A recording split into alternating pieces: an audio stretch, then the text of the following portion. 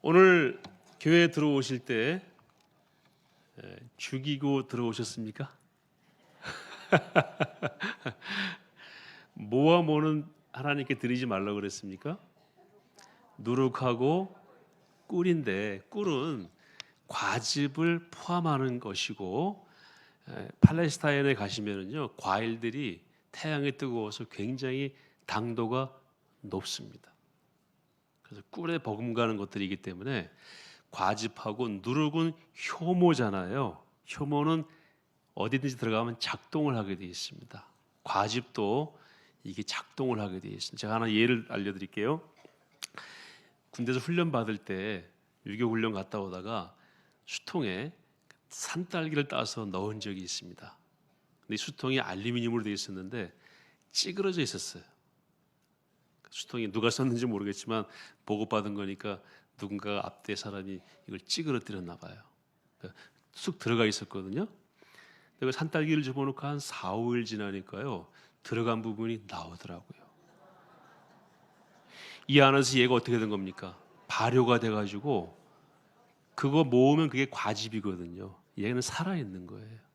그러니까 그거는 드리지 말라 하는 설이 있고, 이 두 가지 가지고 설이 많더라고요. 또 하나는 그때 말씀드린 대로 부패, 효모는 들어가면 사실 썩게 만드는 거거든요. 그러면서 부풀리는 거란 말이죠. 누룩, 효모나 누룩은 부패의 상징이고, 꿀 같은 거는 이방 신전에 바쳤던 제물이기 때문에, 또는 꿀은 달콤하기 때문에 우리의 그 삶을 좀 이렇게 긴장하지 못하게 한다. 뭐 그런 측면에서 바치지 말라 하는 것도 있고, 집에서 직접 만든 것이 아니고 야생에서 채취한 것일 수 있기 때문에 하지 마라. 모든 제물은 직접 기른 걸 가져오라고 그랬죠. 여러 가지 설이 있더라고요. 그런데 그 중에 하나가 살아있는 것은 하나님이 받지 않으셨다. 오늘 12절에 보시면은 바치라고 또 나오네요.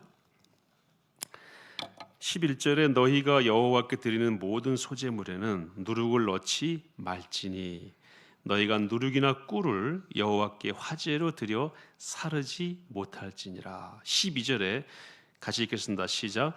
처음 익은 것으로는 그것을 여호와께 드릴지나 향기로운 냄새를 위하여는 제단에 올리지 말지며. 그것은 누룩이나 꿀을 의미합니다. 그러니까 그 누룩이나 꿀을 여호와께 드리는 경우가 있는데요. 언제냐면은 처음 익은 것을 하나님께 바칠 때에는 그것도 포함시킬 수 있다 이거예요.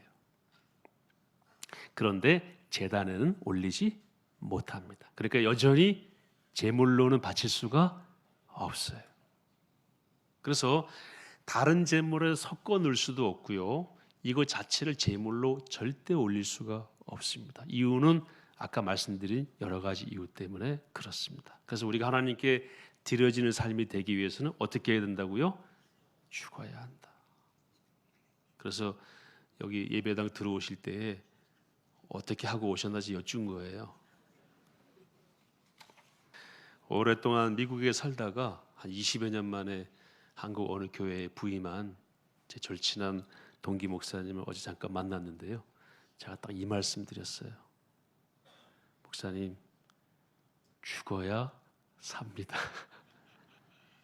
잘 사시기 바랍니다. 저한테 한국 목회에 팁 좀 달라고 그러길래 딱 그 말씀만 드렸습니다. 이기려고 하지 마시라고 그랬어요. 무조건 지시라고. 예수님이 졌잖아요.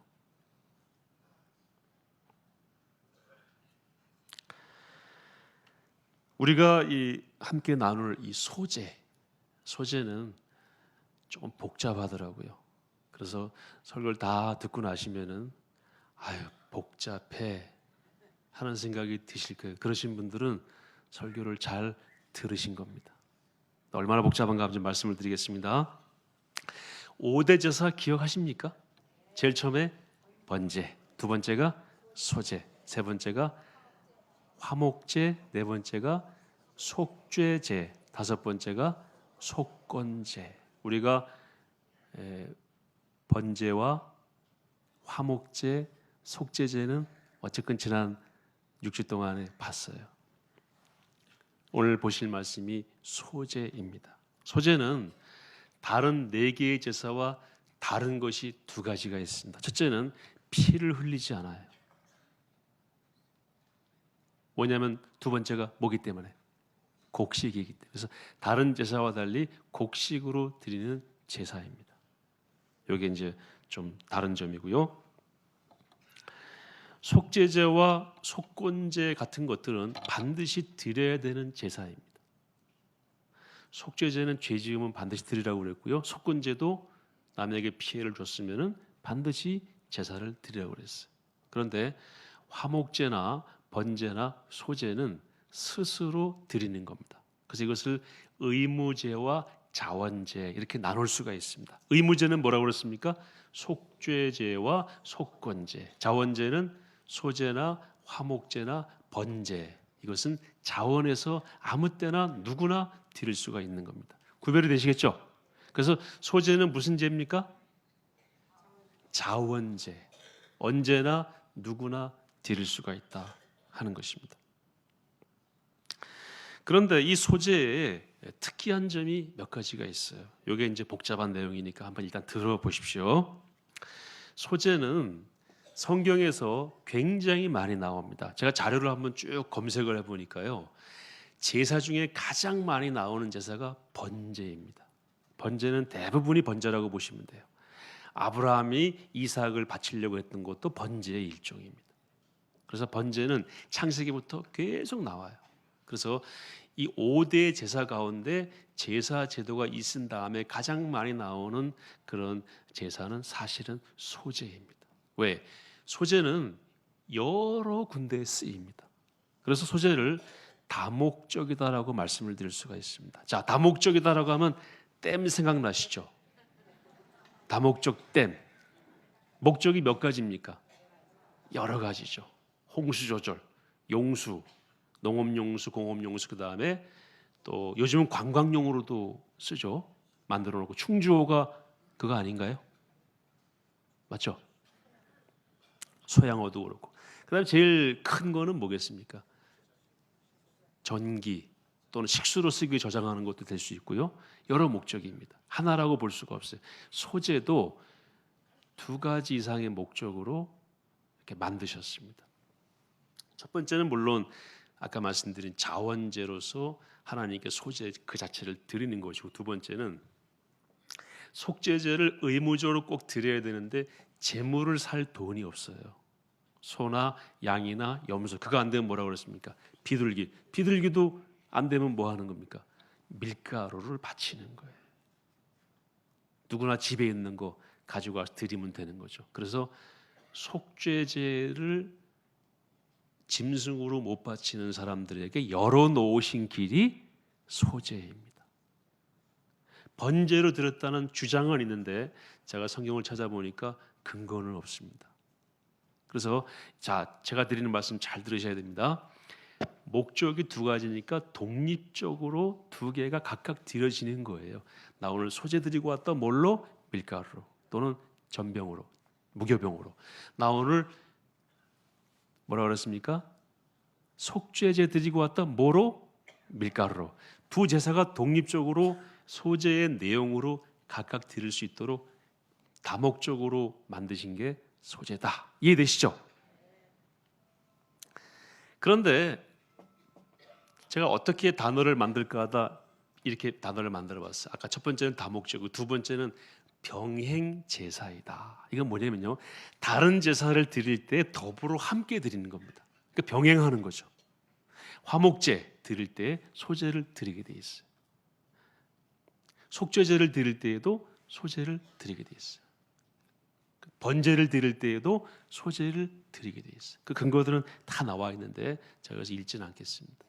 속건제를 제외하고는 나머지 3 제사를 드릴 때 소제를 함께 드리도록 돼 있어요. 그래서 독립적으로 드릴 수도 있고 병행해서 드릴 수도 있는 제사로 제정하셨기 때문에 소제라는 표현이 많이 나오는 거예요. 그 소제가 번제 다음으로 많이 등장하는 제사로 성경에 기록이 되어 있습니다. 근본적으로 이 소제는 곡식을 드리는 겁니다. 그런데 곡식을 빻아서 아주 그 밀 안에 있는 좋은 가루를 뽑아서 그걸로 드리는데 이렇게 드립니다. 양푼에다가 가지고 오는 거예요. 제사장은 아니고요. 가지고 와서 거기다 이제 뭘 뿌립니까? 기름을 뿌려요. 이 기름은 무슨 기름이죠? 감람유 또는 올리브유 같은 말이죠. 그걸 뿌린 다음에 그 위에다가 유향 향 가루를 뿌립니다. 그걸 가지고 와요. 그럼 제사장이 받아가지고 자, 어떤 제물도 제사를 드리는 사람은 직접 드릴 수가 없습니다. 반드시 누가 있어야 됩니까? 제사장이 있어야 돼요. 하나님께 죄인은 직접 나갈 수가 없어요. 누구를 통해서 나가게 되는데 이 누구가 바로 누구를 상징하는 것입니까? 예수 그리스도. 그 제사장이 그걸 받아가지고 성경에 나온 대로 표현하면 한 움큼을 잡아서 제단에 뿌리게 돼 있어요. 그럼 이게 이제 불타겠죠. 그것이 여기 성경에 나오는 여호와께 향기로운 화제다. 그 타면서 향기가 올라가는 걸 하나님이 맡으시고 만족해 하시는 그것을 문학적으로 표현한 것이죠. 한 움큼 뿌려서 나머지는 제사장이 섭취하도록 되어 있습니다. 예외가 있습니다. 제사장이 자기를 위해 소제를 드릴 때에는 자기가 먹을 수가 없어요. 그건 다 바쳐야 됩니다. 다 태워서 여호와께 향기로운 제물이 되도록 하는 화제로 드리도록 그렇게 되어 있습니다. 그런 특징과 차이점이 있음을 우리가 알면 도움이 될 것 같습니다. 가루를 가지고 올 수도 있고요. 집에서 구워서 가지고 올 수도 있어요. 뭘로 만들어 가지고? 과자로 만들어서 이걸 무교병이라고 그러죠. 물론 누룩을 넣으면 절대 안 되죠. 과자를 넣어서 가지고 오는데 4절에 보시면 화덕에 구워서 가져오기도 하고 5절에 보시면 철판에 구워서 가져오기도 하고 7절에 보시면 냄비에 기름을 넣은 다음에 거기서 이렇게 구워서 가져오기도 하고 이렇게 세 종류의 방식으로 무교병을 구워서 가지고 오면은 그걸 잘라서 다시 하나님께 불에 던져서 드리도록 되어 있는데 이때에는 향은 뿌리지 않아요. 근데 하나님께서는 여호와께 향기로운 냄새를 드리는 화제로 손색이 없는 것으로 받으시는 것으로 성경에는 기록이 되어 있습니다. 여기까지 이해되십니까? 아휴, 복잡하죠?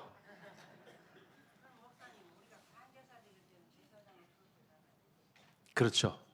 지금은 우리가 제사를 드리질 않습니다. 왜냐하면 예수님께서 단번에 당신이 제물로서 당신이 대제사장으로서 당신이라고 하는 성전 안에서 들으셨기 때문에 우리는 다시 제사 드릴 필요가 없고 우리에게는 인간 중보자가 필요가 없어요. 누가 우리를 중보하셨습니까? 예수님이 다 중보하셔서 이제는 열려 있습니다. 하나님께로 가는 길이. 이 드리는 제물이 가루와 기름과 향이잖아요. 여기에 각각의 의미가 있어요. 가루는 뭘 의미할까요? 가루는 곱게 빻은 최고의 그 가루입니다. 우리의 정성을 의미하기도 하고 근본적으로는 예수님을 의미합니다. 기름은 뭘 의미할까요? 기름은 성경에서 성령으로 기름 부으사 할 때가 있죠. 정결하게 하거나 사람을 이렇게 임명할 때에도 기름을 바르죠. 그런 의미가 있고요. 성령님을 의미하기도 하고 향유, 향은 우리의 그 헌신 또는 예수 그리스도인의 향기 나는 삶 이런 것들을 함께 모아서 하나님께 바치는 것이다. 그렇게 기록을 하고 있습니다. 소재의 의미, 영적인 의미 몇 가지를 좀 나누겠습니다. 2절에 보시면은 잘 보십시오.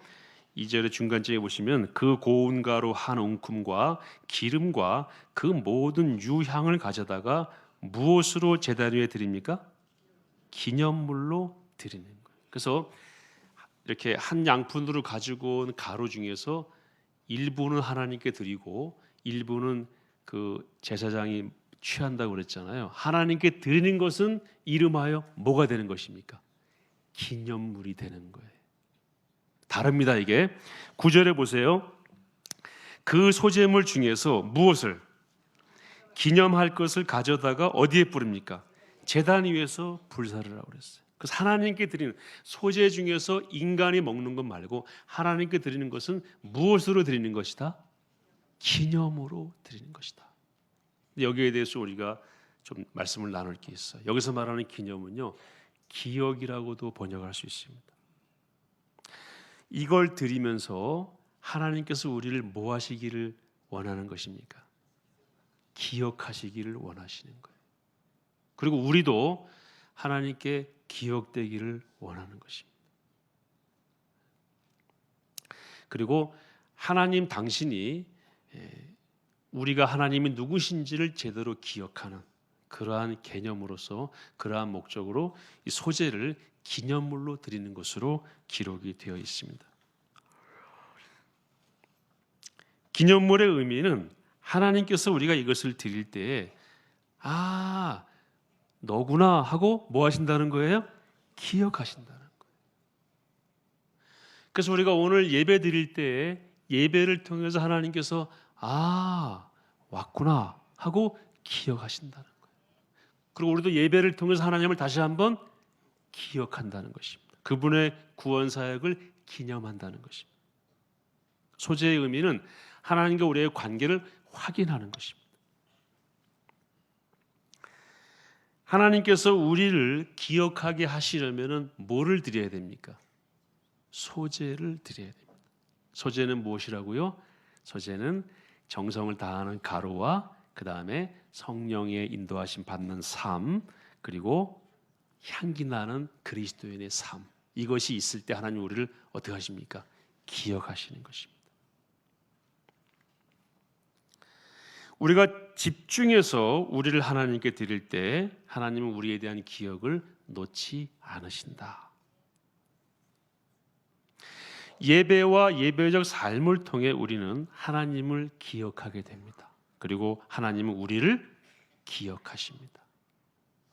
그래서 예배가 우리를 살리는 것입니다. 두 번째는요, 하나님은 정성과 최선을 받으신다 하는 의미가 있어요. 자, 보세요. 소재는요, 가장 약한 제사입니다. 소재는 절차도 복잡하지 않아요. 짐승을 드리고 피 흘리는 제사는 잡는 것도 누가 잡아야 됩니까? 내가 잡아야 돼요. 그리고 값이 비쌉니다. 많은 절차가 필요하죠.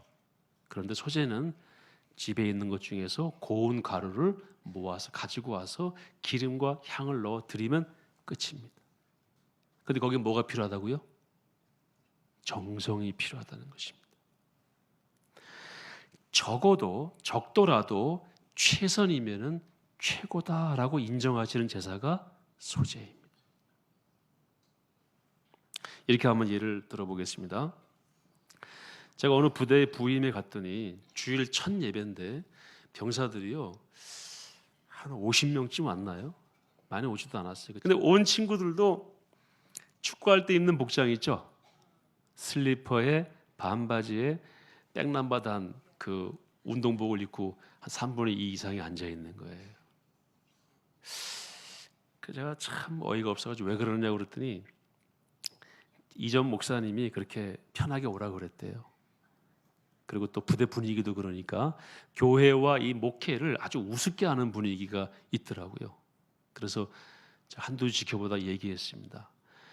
하나님께 예배하러 나오는데 너희들에게 이 복장이 가장 귀한 것이라면은 이렇게 와라. 그랬어요.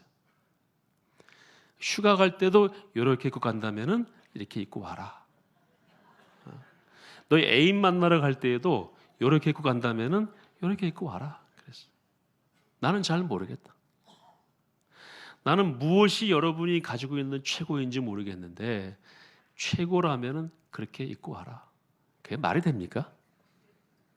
그래서 복장을 한 달 만에 싹 바꾼 적이 있어요. 적어도 부모님 만나러 가는 복장 이상으로는 하고 와라. 다림질하고 그 치장하는 원래 옷이 한 벌 있거든요. 그거 입고 와라. 그래서 분위기를 한번 바꾼 적이 있습니다. 뭡니까? 비록 땀냄새 나는 군복이지만 내 마음에 이것이 가장 최고라고 생각할 때 그것을 입고 하나님께 예배드리는 그 자세, 그게 바로 소제라는 것입니다. 소제 자체는 아주 볼품이 없어요.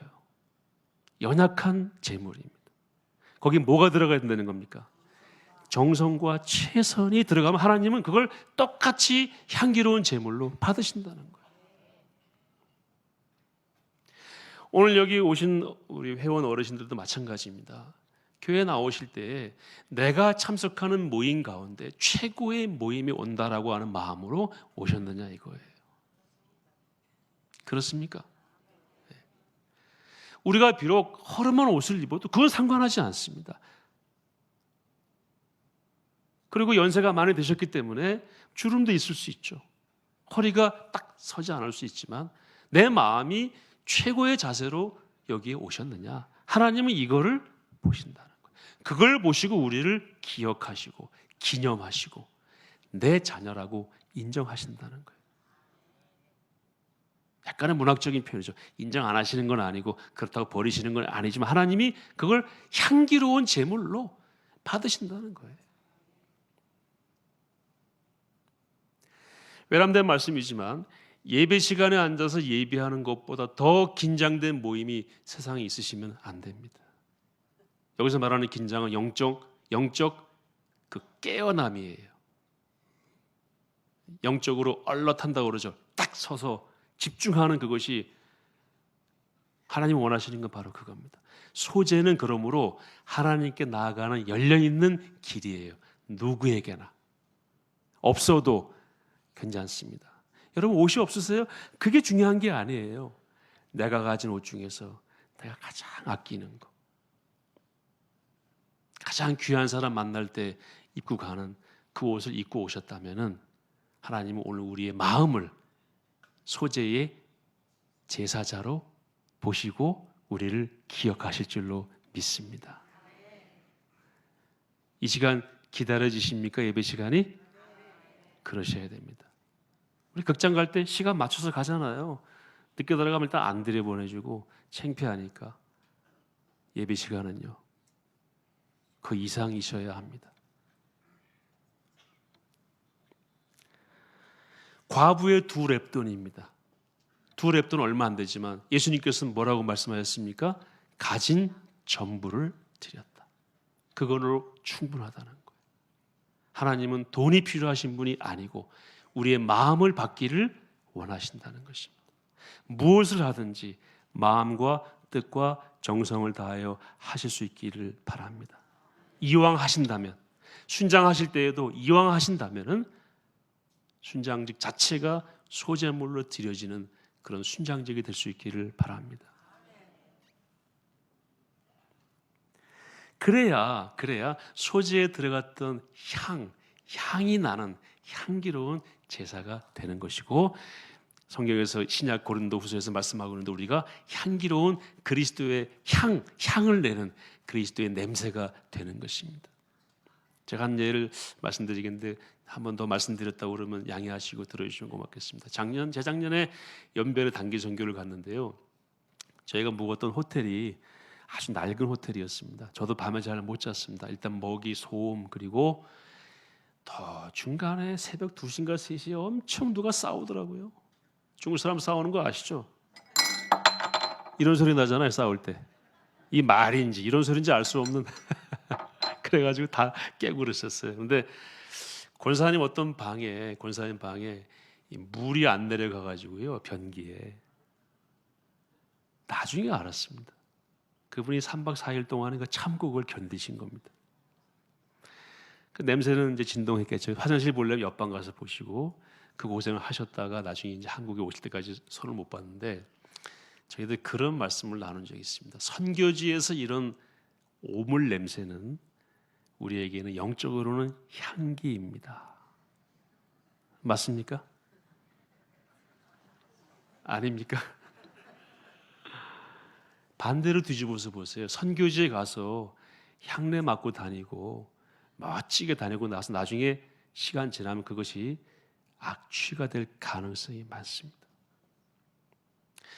제가 훈련 받을 때 훈련 교관이 그런 말 하더라고요. 자기들이 가장 힘들 때, 가장 괴로울 때가 언제냐? 약간 우스갯소리가 들어간 거예요. 간호사관학교 학생들 있죠? 간호사관학교 생도들이 여름에 하절기에 훈련받으러 들어오는데 화장을 하고 들어온대요. 훈련받다 보면 뭐가 날까요? 땀이 나잖아요. 땀 냄새, 화장 냄새 번복이 되는 그 냄새는요, 도저히 맡을 수가 없대요. 땀 냄새가 차라리 좋대요. 그러니까 우리가 냄새를 내려고, 향기를 내려고 스스로 노력하는 것은 이게 좋지 않은 냄새가 될 가능성이 매우 많습니다. 그러나 그리스도를 위하여 오물을 뒤집어 쓰고 비록 좋지 않은 냄새를 맡았다 할지라도 나중에 그 모든 것은 뭐가 될 가능성이 많습니까? 향기가 될 가능성이 많습니다. 이런 역설적인 삶의 변화가 우리 가운데 있기를 바랍니다. 또 하나는 이 소재는 하나님께 드리는 곡물이에요. 선물이라고 번역할 수 있는데요.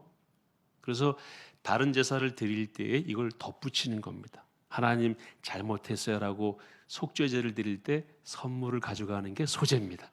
그러니까 소제가 병행제사라고 그랬죠. 예. 하나님께 화목의 제사를 드릴 때 하나님 감사합니다. 감사의 화목제, 소원의 화목제를 드리면서 선물로 가져가는 게 소제. 소제는 선물입니다. 누구에게 드리는 선물입니까? 하나님께 드리는 선물입니다.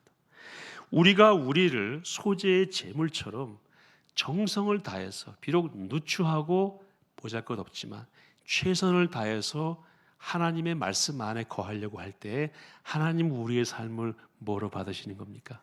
선물로 받으시는 거예요. 소제라는 말은 원래의 뜻이 선물이에요. 소제를 드려라. 뭘 드려라는 것입니까? 선물을 드려라. 그 선물은 무엇입니까? 보잘것이 없지만 정성과 최선을 다해서 하나님 앞에 살 때 하나님이 그걸 다 보시고 선물로 받으시는 것입니다. 혹시 오시다가 전철에 자리를 양보하신 분 계십니까? 하나님이 그걸 보시고 그건 내가 앉은 거다 하고 선물로 받으신다는 거예요. 예수님이 말씀하셨어요. 내 형제 중에서 지극히 작은 자에게 한 것이 곧 내게 한 것이다. 어려운 이웃에게, 갇힌 자에게, 또는 헐벗고 굶주린 자에게, 복음을 모르는 자에게 뭔가 했다면은 그건 내게 한 것이고 나는 그걸 뭐로 받겠다? 선물로 받겠다. 그것이 소제의 삶인 것입니다. 여러분, 최고의 소제로 드려주신 분은 누구십니까? 예수님이세요. 예수님은 당신의 몸을 직접 이렇게 말씀하셨어요. 나는 생명의 떡이다. 소제는 떡이거든요. 무교병은 떡 아닙니까? 내가 바로 생명의 떡이다. 내 살을 먹고 내 피를 마시는 자는 영생을 가졌고 마지막 날에 다시 그를 살릴지다. 이렇게 말씀하셨고요. 예수님이 돌아가시기 말씀하셨죠. 십자가 달리시기 전에 만일 할만하시거든 이 잔을 내게서 지나가게 하옵소서. 그러나 나의 원대로 마옵시고 아버지의 원대로 하옵소서. 이걸 2번을 반복하세요. 할 수 있거든 이 잔을 내게서 좀 치워달라고 하셨다가 그러나 내 원대로 마시고 아버지 원대로 하옵소서 라고 하는 이 하나님에 대한 대위임, 이걸 하나님 뭐로 받으시는 겁니까? 선물로 받으시는 거예요. 우리가 살아가다가 하나님 제 뜻대로 할까요? 하나님 뜻대로 할까요? 고민하시다가 하나님 뜻대로 하세요라고 결단하면 하나님 그걸 뭐로 받으신다는 거예요? 선물로 받으신다는 것입니다. 예수님이 이렇게 말씀하셨습니다. 나를 보내신 이가 나와 함께 하시도다. 나는 항상 그가 기뻐하시는 일을 행함으로 나를 혼자 두지 아니하셨다. 우리가 하나님이 기뻐하시는 일을 행할 때 하나님이 그것을 선물로 소제로 받으시면서 나를 홀로 있게 하지 않으신다는 말씀입니다. 이사야 53장에요. 예수님이 하신 일을 미리 예언하시면서 이렇게 기록하고 있습니다. 그가 자기 영혼에 수고한 것을 보고 만족하게 여길 것이다. 예수님이 우리를 위하여 돌아가시는 그 자체를 보고 하나님께서, 예수님께서 어떻게 여기신다고요? 만족히 여기신다. 십자가를 지는 삶 하나님은 만족히 여기시고 그걸 선물로 받으시고 우리와 동행하시는 은혜를 허락해 주시는 것입니다. 어떤 상황에서도 우리 자신을 하나님께 드리는 향기, 하나님께 드리는 선물, 또 우리가 비록 미천한 상황이 있다 할지라도 하나님께 늘 최선의 것을 드리려고 노력하고 하나님이 좋아하실 만한 그런 향기로운 삶을 살려고 애쓰시는 우리 모든 어르신들 될 수 있기를 축복합니다.